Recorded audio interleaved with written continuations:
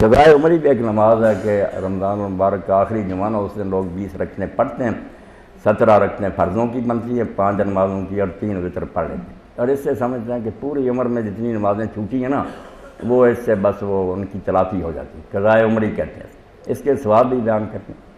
تو بالکل اچھا کیا ڈاکٹر صاحب نے، میں آپ حضرات نے بھی توجہ فرمائی، یہ جعلی چیزوں کے بارے میں نا ضرور سمجھنا چاہیے۔ تو وہی مولانا عبدالعلی رحمۃ اللہ علیہ مثال بھی اسی کی دی ہے انہوں نے کہ ہدایہ کی اتنی اونچی شرح ہے نہایا۔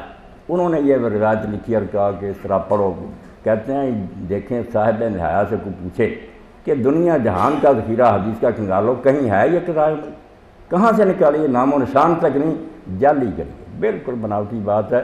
ایک نماز بھی اس طرح نہیں سر سے اتر سکتی، جتنی چھوٹی ہیں یا وہ پڑھیں۔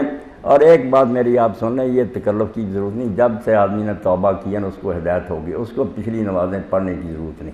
جیسے کافر مسلم ہوتا نا، نہیں پڑھی کوئی بات نہیں، اللہ اتنا سخت گیر نہیں اور نہ بے رحم ہے کہ وہ کہے کہ پچھلی پڑھو۔